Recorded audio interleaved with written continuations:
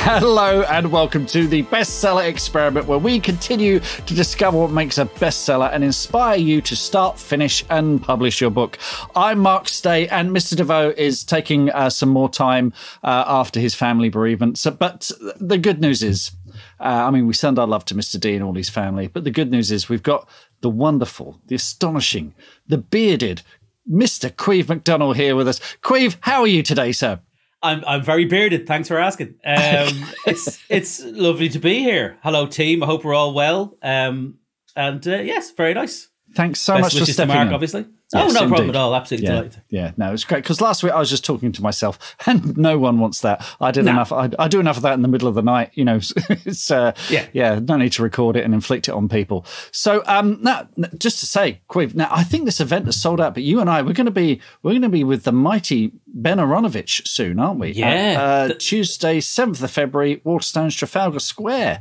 This is going to be fun, isn't it? Yeah, it's very cool. I was delighted to get it, and Ben's great for doing it with us. But yeah, we're doing that because the Love Will Tear Us Apart is out on the 9th, technically the Thursday. So yeah, we're doing that, which is really exciting. I've also found out today, by the way, because we're doing Manchester, and they've already told us we've already doubled. We did a launch last year, which is the first thing back after lockdown. They did in Waterstones in Deansgate, which is the biggest one in the north, and we've apparently already doubled the size of the audience for that, and they reckon we're heading fairly close to being a sellout because there's still a couple of weeks to go, 2 or 3 weeks to go. So, which is really cool because that's that's our local thing, because that's a Manchester book. So obviously we're delighted, and we're also doing events in Leeds and Liverpool as well, which I'm still waiting for updates on them, but we'll see how we go. But it's been exciting because you probably have more experience of doing author events than I do. Well, you definitely do.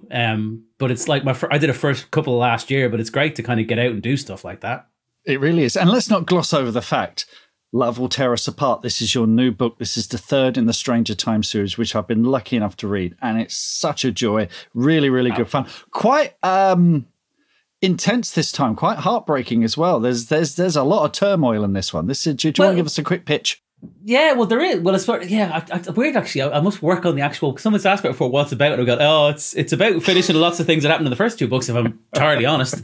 But yeah, it's basically Bancroft, the main character, well, one of the main characters, the editor of the newspaper, has always been convinced that his wife wasn't actually dead, even though everyone said no, she clearly was. And then he starts getting messages from her, basically. And it's really, well, it's one of my books, so like there's a lot of comedy and stuff in it. What did occur to me this week is, just because it's been a year almost exactly since I wrote it, it is a book about grief in some ways, despite the fact it's funny and there's lots of silly stuff going on in it. And oddly, my father this time last year died, and I stopped writing for pretty much 2 months in the middle of all that was going on. And it did kind of inform the book, if I'm entirely honest. I think it did, because I was kind of processing. That was the first major death in my life, if you like, of a family member that, that wasn't a grandparent or something. So it did inform the kind of thing, which is weird to say because it is a funny book in the same way my other books are, but there is quite a lot of intensity in someone dealing with that kind of stuff in it, I guess. Yeah, no, I highly recommended. In fact, the whole series, highly recommended. I absolutely love it. It's such a blast. But underneath all of them, there's real kind of heart, as is the case of all your books, Caimh. They've all got a big heart. They've all got, I think it's something that's striking. Look at this, at the risk of this turning into a love fest. It's the same with your books, where you have you do, because I think if you just try and be funny or thing without having the characters going through some stuff, it becomes very superficial. So it is very important, and it's the secret of. It's what I did a Terry Pratchett podcast record yesterday, where we spent like just an hour and a half talking about Terry Pratchett, which is great. But the biggest thing is his books had enormous heart to them. And the humour wasn't just him trying to be funny. It was him being funny in that context. And they did have enormous heart in them. It's like that Neil Gaiman great quote about Terry Pratchett. People thinking he's just, but he's angry. And he is. Angry. There is that. Yeah. And there is that great thing in the books. And I think you need that for the books to come across as genuine and to really connect with people. So, yeah. Yeah. No, very much so. Very much so. Cool stuff. Right. Well, let's...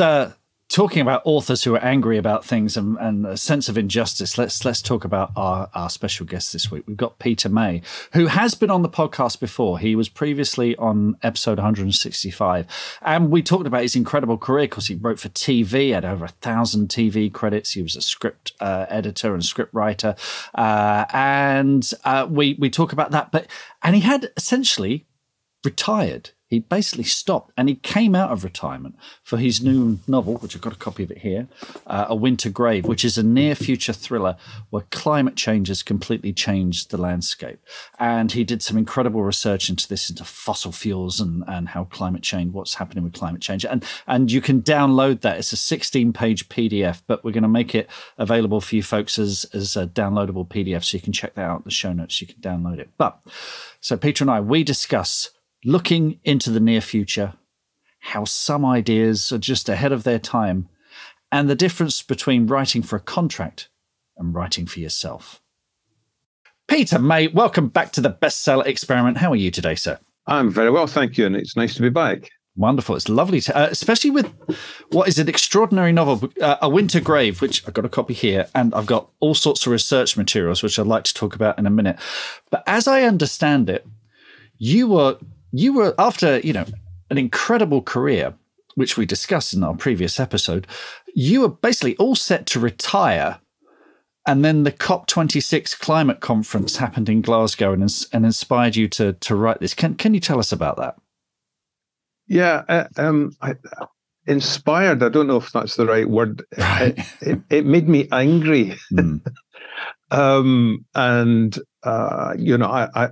was just sitting home. I mean, I turned down all future contracts for books and was intending to spend my time reading for pleasure, which I haven't really had the time to do in the last few years.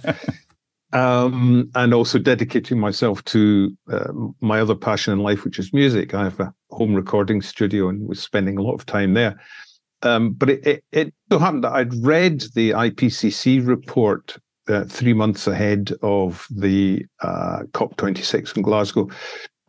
And, IPCC is the United Nations Intergovernmental Panel on Climate Change, body of climate experts from around the world who produce reports at regular intervals on the progress of climate change. And they were coming out with dire warnings. I mean, dire warnings of action that really needed to be taken before the end of the decade. Or we were heading for fairly cataclysmic, catastrophic effects as a result of climate change. And that had really struck me. I mean, I guess I always knew that it was pretty grave, but it's always very background. It doesn't get that much time in the news. From time to time, something comes out and you become aware of things, and then you forget about it. And, I'm probably like most people in that respect. But having read the digest of that IPCC report, I was interested to see what COP26 was going to do about it. And in the end, they did zero. Yeah. I mean, the one thing that they had strived to agree on all the way through it was to phase out the use of coal and oil over a certain period. And that got diluted at the last minute to phase down, which means nothing. Yeah. Absolutely zero. And that was the Chinese and the Indians, I think. Yeah. And, at the end of it, I mean, the chairman was in tears. And so are a lot of people around the world, because this is the future of our planet, and it's the future for the younger generation. My generation, in a sense, is responsible for it to a large extent, because we ignored all the early warning signs, which have been coming out for decades, way back from the 70s and 80s. And I was left feeling bereft, angry, because it was effectively commercial and political interests that won out. So a fast buck now in exchange for the future destruction of the planet. Not so much the destruction of the planet, because the planet will recover in a million years or so. But human beings might not do so well. Yeah. And I thought, I've got to make myself kind of aware of exactly what's involved here, what the science is, what the arguments are for and against. So I spent 3 months researching it. I didn't have any thought at that time that I would write a book. I just wanted to be more, cognizant of what was going on.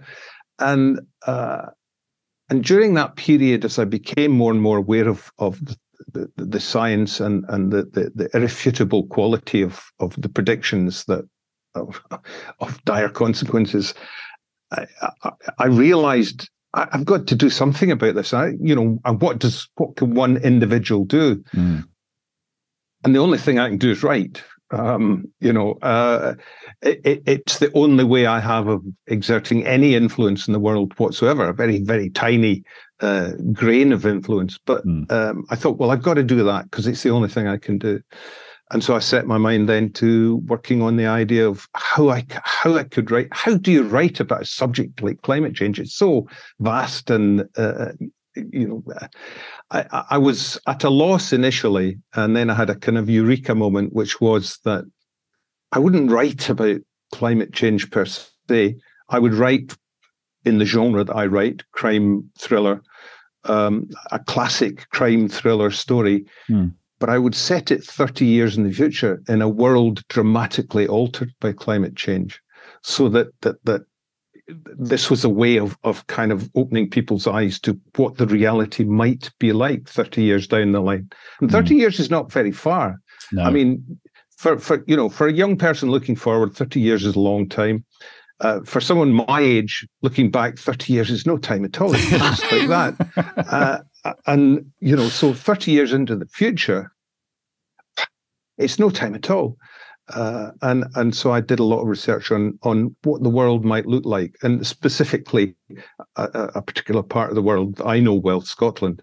And it was enlightening, shall we say. Well, you say research. I mean, your publicist sent over a 16-page document, which listeners, we are going to make available as a downloadable PDF, and I do recommend that you download it and read it, because it will give you plenty of context, not only to our conversation but to the novel A Winter Grave as well. And it is, I mean, it's very thorough, it's very terrifying as well. But going back to that decision not to write specifically about climate change, but to set it in an environment where climate change is happening and it is having serious consequences. That was your solution to sort of write about climate change without making it preachy. Is that right? Yeah. I mean, because the readers would get bored and annoyed with you very quickly if you're preaching at them some kind of political or emotional viewpoint. And I didn't want to do that. I'm a storyteller. So the first thing you have to do is engage your reader. But I wanted that engagement to have a context that would hopefully be a little shocking and a little enlightening, or maybe a lot shocking. I don't know. Yeah. Because when I did the research and I found all sorts of interesting ways of predicting what might happen. I mean, and it's a prediction, and it may not turn out that way at all. But it's quite a good bet. And I looked, for example, I found online an interactive map that you could input various criteria, date, temperature increase, location, and it would present you with what the world would look like in terms of sea level rise. And I was specifically looking at Scotland, various parts of Scotland, which in the grand scheme of things weren't quite so badly affected as other parts of the world. And when I broadened the outlook, Calcutta was underwater. Bangladesh had disappeared. Most of Florida was underwater. Much of the eastern seaboard of the United States. Lots of Europe, the northern fringes, particularly of Europe. And the map began to look very, very different. And that was enlightening. And this is, I set the criteria just 30 years in the future, and like a 2% rise, which is on the basis of current projections is quite modest. I mean, everybody's still aiming for this 1.5, which is a pipe dream. I mean, we've passed that threshold in terms of being able to stop it going beyond that. So I was able to then start building a sense of what the world would look like, and the surprising thing was that although we're talking about global warming, the way various elements of weather and sea cycles, circulations in the ocean operate, we could actually be looking at, extremes where you have extreme heat along the equator and extreme cold in the upper part of the northern hemisphere. Basically because of a slowing down or stopping of the Gulf Stream, which is part of a global circulation of water. But that's what makes Europe and the British Isles temperate. Yes. I mean, Scotland, if you look at it in terms of latitude, is on the same latitude as the Alaskan Panhandle. Yeah. So it shouldn't have the climate it has. It should be a lot colder, and would be without the Gulf Stream, regardless of global warming. So, there are many surprises in there. We were talking to Amanda Scott on a fairly recent episode. And again, listeners, I'll put a link to the show notes in this. It was on one of our deep dives where she was talking about, because like you, she's deeply concerned about climate change. And she was talking about writing not as a near future stuff, not as a utopia, but what she called a throughtopia. This idea that you can show the near future and show people living in it. And you have a choice to make it difficult for people, or you can have people, offering solutions to climate change. You're just 30 years in the future, very near future. What were the challenges in bringing the sort of day-to-day life? What are the differences? If someone gets up, makes a cup of tea, makes their breakfast, goes for a walk, moves about, drives a different kind of car, those kind of quotidian changes, what were the challenges in bringing those to life? Because once you change something as fundamental as climate in a story, it affects everything, doesn't it? It does. I think the thing that I focused on was that actually people are very adaptable. And although the changes in the climate are going to bring lots of fairly dire consequences, we will learn to a large extent to deal with them and live with them. And so, in a sense, my characters were just living normal lives because the way the world is now is normal to them. So what I didn't want to do was be all the time be saying, "Oh, and this is such a different way of life," and you wouldn't do this in the morning, and because we've adapted to it. This is just life; it's how it is. And in the background, you're painting a picture of the Clyde estuary and the storm surges that have flooded large parts of Glasgow. And they've built levees to, try and protect parts of the city, and failed to build them in time to save up. I was interested also in the sense of, because I'm setting something in the future, it's not that far in the future, but things will change. Transport, for example, I mean, we're already moving towards electric vehicles. And I was looking at these electric kind of helicopters, in fact, eVTOLs they're called. Right. And the development of these it's well underway. In fact, I was reading a thing just the other day about how they're going to introduce these in Paris for the Olympic Games being held. Paris, right. Yes. Right? Yeah. They're going to be having shuttles backwards and forwards from the airport with these electric choppers, effectively. Wow. So they're there and it's happening, and it's communications. What does a mobile phone look like? But again, it's the kind of thing where people aren't drawing attention to these facts; they just are the daily reality. So, they just look a bit strange to us because we're looking into the future.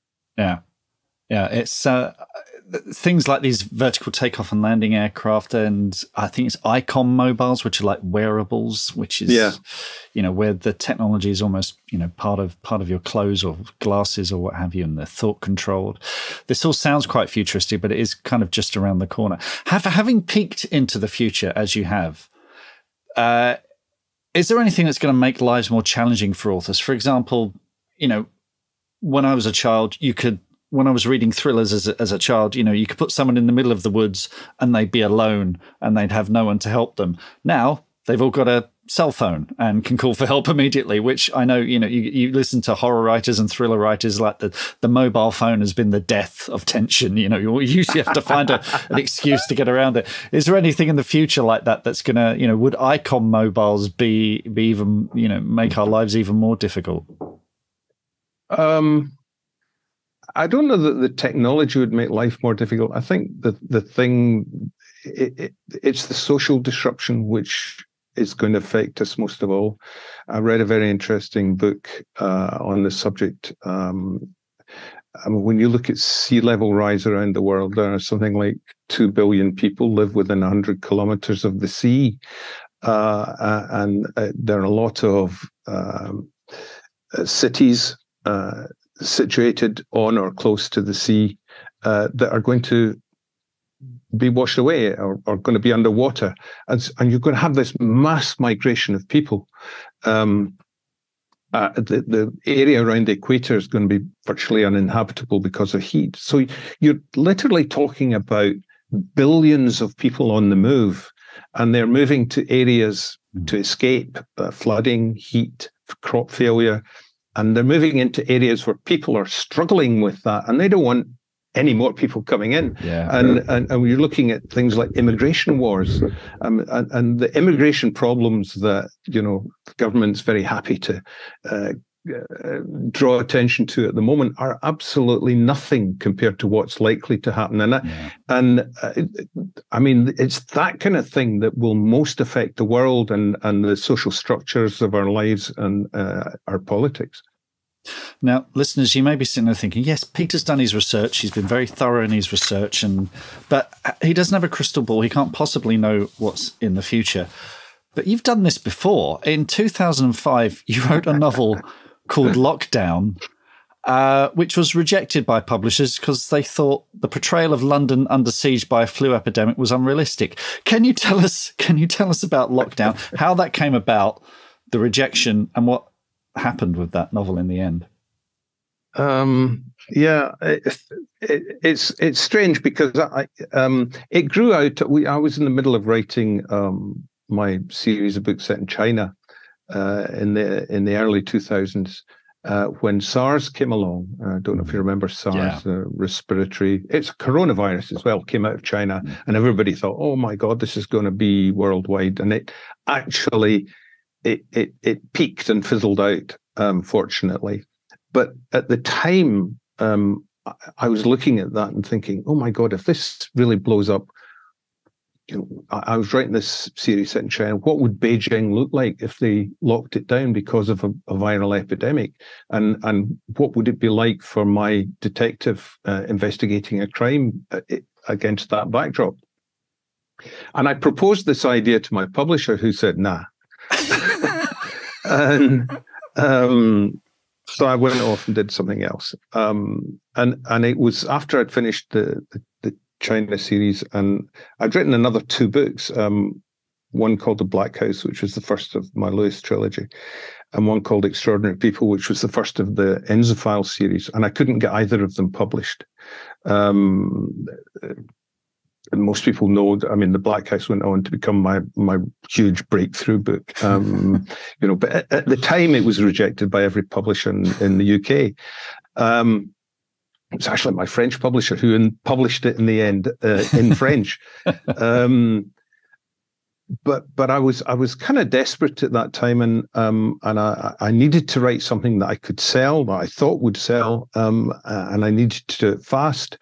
And I looked back at this idea and thought, well, okay, let's take this idea, let's set it in London. It can't be SARS because that's come and gone. What are scientists saying is going to be the likely next big pandemic? And bird flu was the thing that kept cropping up and cropping up. So that's what I based my research on. One of my China books had been set in the USA, actually, and it dealt with the resurrection of the Spanish flu virus.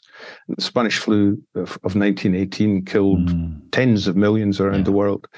And so I'd done a lot of research on that. And And actually, if you go back and you look at the way the world dealt with the Spanish flu back then, it's pretty much how we dealt with the coronavirus when it came along. With the mask wearing, the closing down of schools and shops, the locking down of social activity as we know it. So it all happened before. And so when I did my research and I put the whole thing together, I'm saying, okay, this is what London looks like. We've got this flu epidemic, bird flu epidemic, which is much worse actually than COVID, and painted the picture of that. And as you said, the publishers at the time just weren't interested. I mean, it's you're a crime writer, not a science fiction writer. This is beyond, right, the scope. And I put it away in a drawer. And but 15 years later, suddenly we had COVID, and I mentioned it to my publisher that I had this manuscript, and he literally read it overnight and phoned me the next morning and said, "We have to publish this now." This was March 2020, just as lockdown was starting. Yeah. And it became a worldwide phenomenon. I spent about the next 3 months locked in my home recording studio doing interviews around the world. I did CNN live, and I was doing stuff in Australia, New Zealand, Africa, India, Spain. I mean, it just went viral. To coin a phrase. Yes. And so, I mean, that just came out of left field. I mean, I guess it took my mind off the fact that, I was as much a victim of coronavirus epidemic as everybody else. Yeah. That's phenomenal. I should also, listeners, Peter did donate the money from his advance to charity supporting health workers and victims of COVID as well. So it's important to note that too. Peter, before A Winter Grave, you were talking about retirement. Is retirement still, having gone back and written a novel, have you got the taste to write more, or is the recording studio beckoning? Is that going to be what's coming in the future from you, Peter? I don't know, to be honest. I didn't expect to be writing A Winter Grave, and yet there it is. I think having removed the pressure of the contract, I was kind of moving from one 3-book contract to the next, and that constant pressure to produce because you're contracted to write another book. I mean, I found it was getting intolerable. And when I said no more, that's it, I'm finished, I've met all my contractual requirements, I felt this weight lift off me. Right. And so that when I came to write A Winter Grave, it wasn't because I had a contract to write a book. It was because I really wanted to write it. And so when I look into the future, I'm not saying I won't write another book, but if there's something comes up that sufficiently motivates me and to really want to write, I will. But I'm actually in Spain at the moment. But when I get back home, I'll be finishing off a recording in the recording studio. It's a song about climate change that I'm going to release at the same time as the book comes out in January, and I've had quite a number of people working on it with me, and I think it's a friend of mine wrote the lyrics. He's a poet, and I think they're very, very powerful lyrics. I just wish I could find somebody with a better voice than mine to sing it. I might be able to do that yet, but I think it's a really good piece, and I think it goes well with the book. So I'm hoping it will get some airplay when we. Not for financial purposes. I mean, I don't expect it to make any money. If it did, it would go to charity. Well, if it's available by the time this episode comes out, we'll put a link in that so people can have a listen to that too. Just going back to this idea of being out of contract and not having that publisher or agent expectation. Did that mean that you wrote differently? You said you felt a sense of liberation. Was that in your writing as well? Were you kind of thinking, I'm just writing this for me, I'm not writing this because of a contract or people waiting for the next in a series? Did that change the way you wrote? I'm not sure that it did. It's a good question.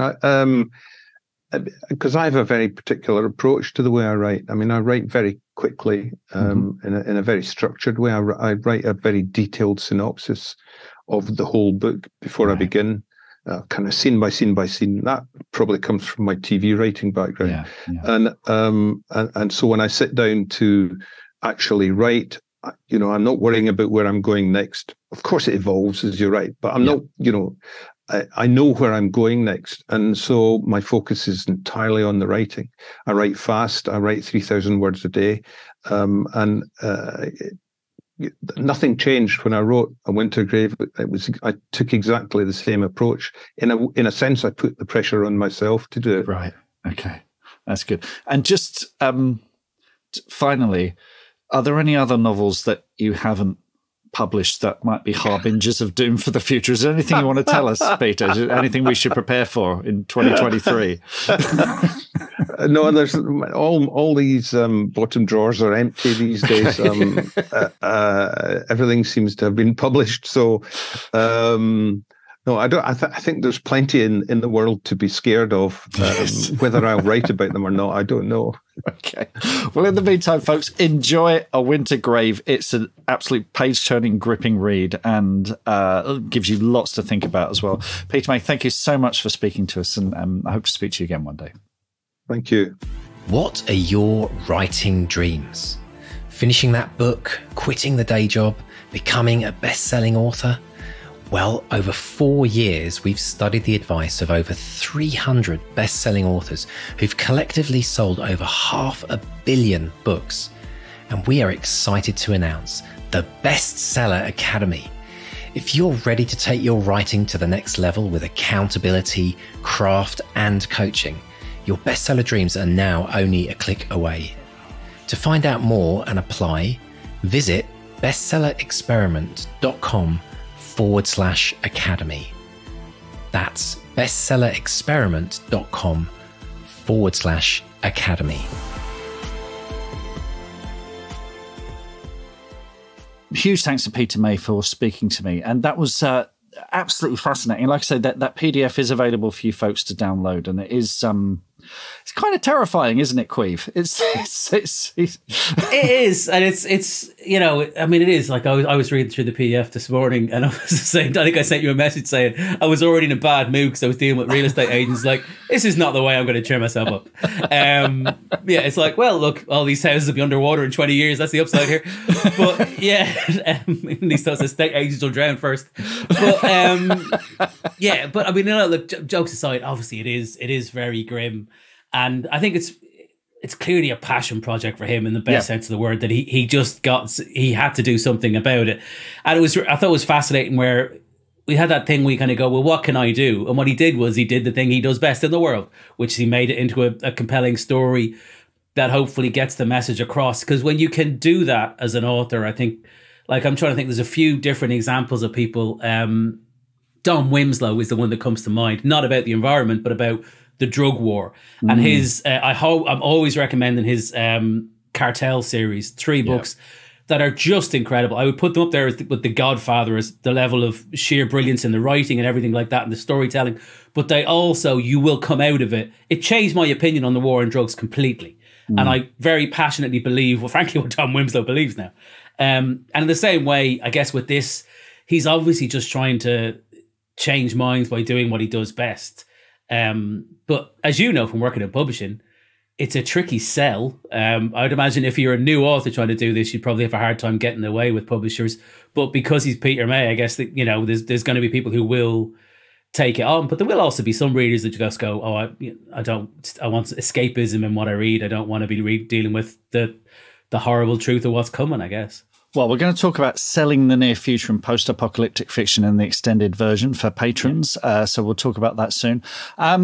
What interests me with that thing of, you talked about it as a passion project, it's that thing of removing the pressure of the contract. He said, I felt a weight lift. And finally he was, I mean, we all write under contract. It is a job, but he kind of felt that he was able to write the book that perhaps he'd always wanted to write, without fear but for us, it's, we do have to deliver, to a date as per the contract, don't we? Yeah, I mean, it's for most authors, let's be honest, that's the thing. It's typically 2 or 3 book deals. Some other people are on different kind of, I think that's probably the most common, I think. Would that be fair to say from publishing terms? From what you know? Yeah. So, yeah, you do have to, I mean, it's a weird thing because the other thing is most authors these days aren't full-time authors. So, as we all know, they're doing other stuff, working day jobs and stuff. So there is that thing where you're writing to a target, but I think they have to be more flexible with people with day jobs because I honestly don't know how people do it with a day job. I mean, 200 words a day and stuff. I guess that's the way you do it. You do it by chipping away in the way you've helped people do. But I must admit, I've been in a position where I'm lucky enough to never have had to work in that environment because it can be challenging. But they do have that, and you kind of go, and it's one of those things where you want the contract because you want to know there's going to be books coming out. I guess the other side is the publishers want to go, right, well, we're going to have a schedule these. We know you're going to have a book from you every year at this point. But obviously, I mean, I'm lucky where I think both of us are lucky that we enjoy what we're writing. So it's never been this feels like a weight. But I'm sure there are authors out there that probably go, God, I've got to do another one of those books and I don't know what I'm doing. And yeah. Yeah, well, there's a couple of things to talk about. One there is the author that might have spent 5-6 years writing their debut novel, and they get a deal, and they're told, "Great, love it. Let's have the second one in a year. Thank you very much," which can be crippling. And it's like there is also difficult second album, isn't it? That happens with bands a lot with it. Yeah. And you do have to kind of knuckle down and find a new routine. And if the advance doesn't allow you to quit the day job, then that is tricky. And we've spoken to a few people who've done that. But the other thing is writing something that if you're writing to a contract and it doesn't make you happy and you're maybe stuck with the series, I kind of have seen that professionally. I've seen, I mean, it sort of happened to me. I remember when I was starting out as a screenwriter, you're very much a wallflower and desperate to write anything to get a credit. And I remember a producer coming to me with an idea. That was my first mistake, accepting that. They said, "I've got this idea for a movie. Would you be able to write it?" And it's the kind of movie I would watch. It's not really the kind of movie I would write, but I happily agreed to write it on spec for very little money. And it was 2 years of misery because I was essentially writing their idea. The money wasn't good. And the day I walked away from that, and it never got made. It never, ever got made. I felt a weight lift, as Peter said. I felt I could finally get on with my own thing. So there is I think with writers that are starting out who, and we can be a bit desperate and will say yes to anything. I think there is a danger that you might end up in a kind of a miserable situation. And the other thing I've seen is where people might have signed up for a 3-book contract, and it might be a trilogy, and the first book just doesn't work. And they are obliged to write books 2 and 3 of what might be an epic series, hundreds of thousands of words, and they kind of know that hardly anyone's going to read it, and I've seen it happen, and it's kind of heartbreaking. Because I suppose you have to, because you got to fulfill your contract and to get them. You've already been paid in advance on it, so you have to fulfill it or give the money back, which is I guess that can be that must be rough, all right. It can be. By the way, just on the thing, I had a similar experience where when I got fired from Rasta Mouse. I must have told you a story before, have I? Go on. Rasta Mouse is a kids show in Britain, very popular, and it's done great. It was based on kids' books. I was doing really well in Kids TV at the time. They asked me to come in and write the thing, and I had a meeting with the author and all this sort of stuff. And the problem I had was the books are great because what happens is the guy who's the baddie kind of sees their error of their ways, and there's a kind of rehabilitation message at the end of it, which is very healthy. Here's the problem I had. They wanted to do like 23 episodes or 20, whatever was in the thing, using the same characters. So I was like, but that means that character will learn the error of their ways. And then in the next episode, they're going to have to go back to doing something wrong again. And they were like, yeah, don't worry about it. But it was like, but it doesn't, it basically sends a way worse message because it just shows that they can't change. And I literally, and that was in my head, that like they were sort of just get around it, be fine. I was like, oh, and I was trying to write for that. And it's like when you said, when they finally said this isn't working out, I was so happy to be fired. Yeah. Because a part of me was like, I'll just keep working. I've got work ethic. I'll just keep going. And I was so pleased when someone said this isn't working. And Rasta Mouse went on and did great. you know, and good luck to him. But it was just fundamentally in my head, it was like, this doesn't work for me. And you can get trapped in those situations. I think one of the things with those situations is you have to understand it when it happens. And maybe when you've got a bit more experience, maybe have a chat with your agent and stuff and say, look, this isn't going great. And you need to be able to identify, I think, as well, because people can hit the wall a bit when you're just writing a book. And sometimes that's just part of the normal process. So you want to be very careful, you know, that you're not just hitting the wall like you would do in any project. You have to understand that this is something different. Yeah. But yeah, like with anything, if it's making you miserable, you shouldn't be doing it. You need to find a better way out of it, I guess. Yeah. But I guess it's one of those things, you just need to understand that it is a job. It's a great job being an author, but it is a job. And, you know, you have to remember that. We spoke to, again, I'll put a link in the show notes to this. We spoke to Mark Huckabee and Nick Osler, who at the time were writing for Peter Rabbit, the animated series, and since they've written on the Moomins, and they've been getting all sorts of awards for that. They're really, really good at writing sort of animated TV shows. And they were saying, you know, that the trouble that they had, the biggest problem they had to overcome was inventing 22 ways for Peter Rabbit to get in and out of trouble and learn something at the end of it. You know, it's really, really difficult. But they were saying as well that that writer's block thing of it's problem solving.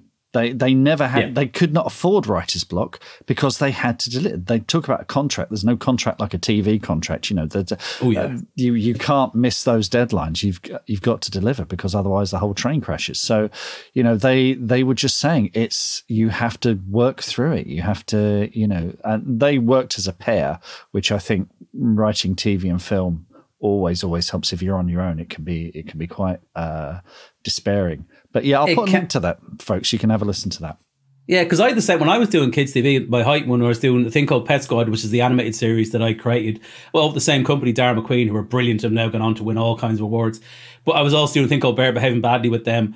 It got to the point where I was still writing on Bear Behaving Badly as the lead writer. I was also the lead writer on Pet Squad. I remember sitting down in December because they'd asked me to and said, when would you like to go on holidays? Because they're such a good company. They had everything planned out. But they also knew that basically I could deliver scripts fast and regularly, and they were kind of used to me doing it. So, but they literally said, right, we'll put you up to here, and like, do you want to take 2 weeks off in June or July, maybe? You say, okay, and then we'll go back and then keep. And they had the whole year planned out, which was crazy. I've never been that regimented before or since. But yeah, it can be like that, and that was I enjoyed doing that, so it was okay. But that was a year of serious, probably the hardest year of work I'd say I've done in anything, which isn't that impressive because I was in IT before that, and I was the guy who got by. I was scraping by. Let's be honest. But yeah, there's a lot of burnout in TV and TV writers' rooms, and it is very intense, very intense. It is. It's very intense because it's either all or nothing, isn't it? TV particularly. You're always like, because you have the work, it's all go, go, go, go, go. And then there's loads of sitting around waiting for someone to get back to you and wondering why nobody's got back to you. And yeah, it can be, whereas I guess writing books, but I genuinely prefer writing books. I'm not even involved in the TV things of my own stuff now. Is because I like the pace better. I like the control better, where nobody's really asking me what I'm doing day to day, week to week. Even if I come in and say I'm not having a good day, my wife goes, "We just take a day off. You want?" I was like, I suppose I could. It's like I am my own boss, but yeah, I generally, it's an easier flow, I think, writing a book just by the nature of it. Yeah, I think so because my writing partner on the film's John Wright. He's the director, and when he's directing a TV show, and he might do 1 or 2 episodes of a TV show a year, I know that he might as well be on Mars. He's off planet. You know, it's so full on that we put everything to one side, and then 6-8 weeks later he goes, I'm back, right, let's write something, you know, which is quite handy because it allows me to write my stuff in between. But yeah, it's intense stuff. And, you know, Peter had retired. Do writers ever really retire? Do you ever think about retiring? Because I don't. I want to die with a pen in my hand, basically. Yeah, I could see myself slowing down and sort of having a better balance, probably. But I certainly don't see myself retired. The same as, like, I have a couple of mates who are stand-up comedians, and I have this conversation with one of my mates in particular all the time where he's picked the date he's going to retire. And I'm like, I've known you for 20 years. What on earth are you going to do except sit around all day and write gags and have nowhere to do them? It's like, you don't have a hobby. You like literally have no hobby. And it can be one of those things when you have a job like this, especially when it's quite if you're working full time and then doing something after it, one of the things you'll have, like I had this in a weird way when I gave up doing stand-up. Stand-up sort of came with the social life inbuilt. And I had the thing where I was now in my house all the time because I had no reason to leave it. Yeah. And my wife was like going, you need to find a reason to get out of this house because you're driving me crazy. You just go down to the office and you need to find something to do with yourself. Like, because you're not traveling the country anymore and you're not seeing Gary 3 times a week and sitting around eating chips while telling each other stupid stories. You need to find something else. But it is one of those things, the transition between being, a part-time and a full-time writer is a big one. And it's kind of weirdly like, when people retire and they've no idea what to do with themselves, which is a very common thing. Obviously, you're still working, but at the same time, you do have to find a balance to it and stuff. But I bet you Peter May's going to write another book after this one, to be honest. Because I think it is in people that they don't really retire. Even Terry Pratchett, up until the end, he was still going. And he... Interestingly enough, I know when reading the book that even before his illness, he wasn't really signing long-term contracts anymore because he didn't really want to. He didn't like like you were saying about not having a contract. He deliberately avoided them from what I can gather from the book. But he was Terry Pratchett. It didn't really matter. He just had to turn up and tell him he'd write a book and they would literally be popping champagne corks. So, I think I know Peter May, I think he's, from what you said in the interview, clearly big into his music and stuff like that. But I think you're not as good at something as he is, and just stop doing it. Exactly. And it's not like you're a footballer where your body gives up on you. As long as you can still write, I think you will probably. I mean, it's part of the thing. Like if you look at the big crime names in publishing, crime is one particular genre, but all the big names in British publishing are still there. But even one of them said it to me that we're all just getting older together, and they have a really hard time in publishing establishing new brands. Frankly, in those, because like the big names like Peter May. But so they're all just keeping going, and the publishers are like, you are going to keep going, aren't you? Like even Lee Child is now, his brother's writing the books with him and everything because the publishers are terrified they'll actually retire. Yeah.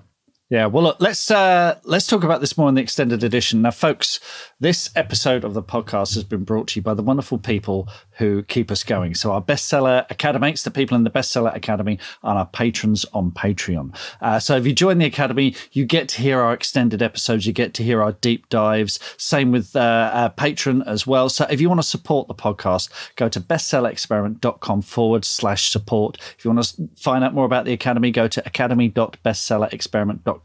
There are links in the show notes as well. And in the extended edition, myself and Caimh are going to be talking about future challenges for authors, selling the near future and post-apocalyptic fiction, swapping genre, and a whole bunch more. Kay, over on social media, lots of good news happening over there. We had a lovely tweet from Jenny Roman, who is at Slightly Turquoise on Twitter. And she says she's written a blog on how the 200 words a day challenge has transformed her writing. And she said, I've read gazillions of books on the craft of writing, but this one really, really works. So I'm going to put a link to that in the show notes so you can check that out. And the 200 word a day challenge, completely free to sign up to. Follow the hashtag 200 words a day on Twitter. You'll find me there and writers like Jenny who are doing little and often every day, and it's making a huge difference. And one person who's benefited from that is our very own Mark Hood, who, in terms of the 200 word a day challenge, is just the master. His word count has been astonishing. I think he's up to something like 700,000 words written so far on the challenge. And his book is finally here. He says it's finally time. The Fairies Want Me Dead, which is his new book, is available for pre-order and coming out on the 1st of February. And it's an absolutely cracking read. So I'm going to put a pre-order link in there. Huge congrats to you, Mark. It's been a long time coming, but very, very much well deserved.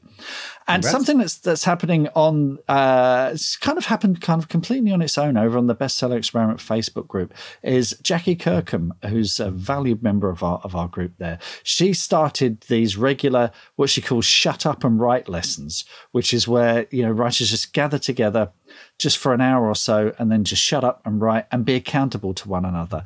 And it's really working. Rachel Chapman in our group, she said, I just want to say thanks to Jackie Kirkham for organising the Shut Up and Write sessions. I joined today for my first one and banged out 1,022 new words, just what I need. It was really motivating to join in. If you're in a slump word-wise and you can make the next one, it really is worth it. Well, how do you get into the Facebook group for the Bestseller Experiment? You support us on Patreon. It's one of the many, and also sign up to the Academy as well. It's one of the many bonuses you've got there. So go to bestsellerexperiment.com/support to find out more. So, Caimh, thank you so much for joining us today. It's been an absolute delight. It's been a real pleasure. It's great to catch up with you. I'll be seeing you in the real world soon as well. Yes, exciting. Yeah, it's going to be fun. It's going to be an interesting year. Definitely an interesting year. All kinds of stuff going on. Now, folks, best of luck with the movie. By the way, we haven't. Yeah, I mean, now, listeners, we're recording this almost a week before this episode goes live. So the film isn't out yet, but by the time this episode goes live, the film will have been out for a few days. So it would have been reviewed and people would have seen it at the cinema. And I have no idea what to expect. Are you going to go see it in the cinema? No way. No way. I've done it twice already. We went, when we went to the Sitges Festival in Spain, we had 2 screenings there.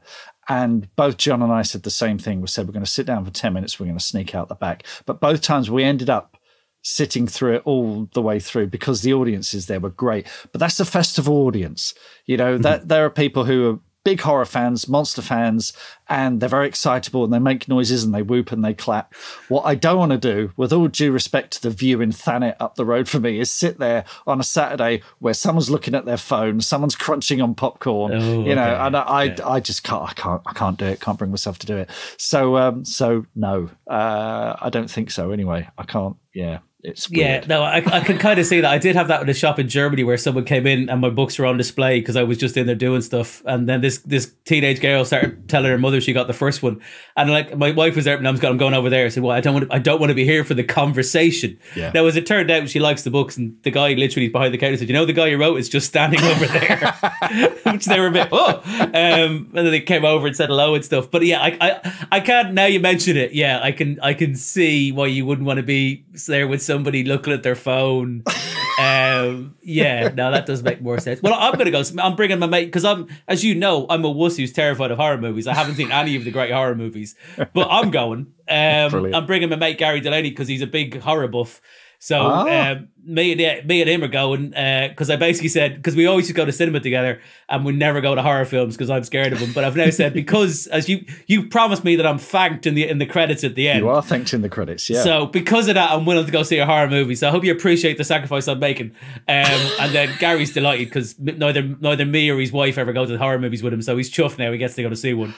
So we're going hopefully next Monday, all being well. Fantastic. And the reason Caimh is thanked in the credits is because, I mean, I've got Irish family, but I'm not Irish. So, and we've written this script set in Ireland and we gave it to you and another Irishman I know called Lawrence Doherty.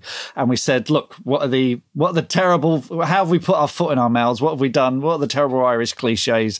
Set us right. And I think we did all right, didn't we? I don't think there there generally wasn't anything that was like, obviously wrong in that sense. I know the main thing we discussed was, which ended up getting taken out, was a character in the pub was going to say something racist. And I was literally going through about how an Irish person would be racist, which is unfortunately, let's just say there's been quite a bit an uptick of that recently in Ireland, God help us. That was the only discussion about like what was the kind of thing that they would say. But I think that ended up getting taken out because it was such a difficult moment, wasn't it? Yeah, that got cut. The other thing that got cut was I put a fruit machine in an Irish pub, and you said I told you that. Yeah, that was I said. That's not. They never have them, and they don't. They can't have the gambling ones, and they also don't like the quiz ones. Yeah. To the point where I think I used this in a script, but it was true based on my mate's granddad's pub, where someone put a quiz machine in. It was making all this noise, and they literally. Someone distracted the thing and they got a trolley and took it and put it outside in the car. Like the patrons took it outside and put it in the car park. And your man came back and said, where's my quiz machine? And we're like, they're all just sitting there going, we don't like it, we're not having it. And that was how they got the message across. But yeah, no, they don't. they generally don't have them in Ireland. I think that was the biggest point. That's right, I forgot now. It's good. Course, yeah. Every time the pub comes up now, I'm going to point at Gary. See, there's no quiz machine. That was me. That bit, because it was a scene where someone was thrown against it, and that's been cut. Actually, that was cut before we even shot. So yeah, but yeah, brilliant. Thank you, Caimh. Much appreciated. Yeah, do stay. Always hang around for the end credits, folks. You never know whose names you're going to see in there. Folks, if you want to get in touch, we're on social media. On Facebook, we're Bestseller Experiment. On Twitter and Instagram, we are at BestsellerXP. Drop us a line at bestsellerexperiment.com. There's a contact tab there. And sign up to our newsletter as well. We send out a regular newsletter which has all the inside information, all the links that you need to find out more about us and the Academy and Patreon and all that good stuff. Caimh, good luck, mate. Thank you so much. Love Will Tear Us Apart, coming out very, very soon. If you haven't got that one, get the other two first, read them in quick succession, and just treat yourself, folks. Again, stick a link in the show notes. You can check that out. Cheers. Thank you very much. It's been an absolute delight. Lovely stuff. And it's a goodbye from Mark 1. And it's a goodbye from Substitute Mark 2. Goodbye.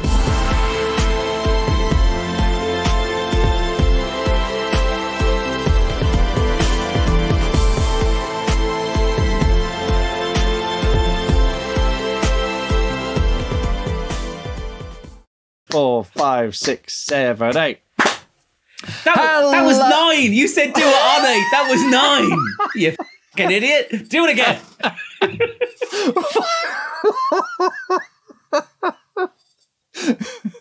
1, 2, 3, 4, 5, 6, 7, 8. No, that's 9. You said you were doing it on 8. No, but this is like that scene in Time Bandits. Who goes on 2? It's like, nobody goes on 2. It's Lethal Weapon about throwing you over the thing on the toilet. We'll do it on 9 then. We'll do it. No, do it on 9 because that's how I've done it for 6 years. Okay, right, go on then. 1, 2, 3, 4, 5, 6, 7, 8.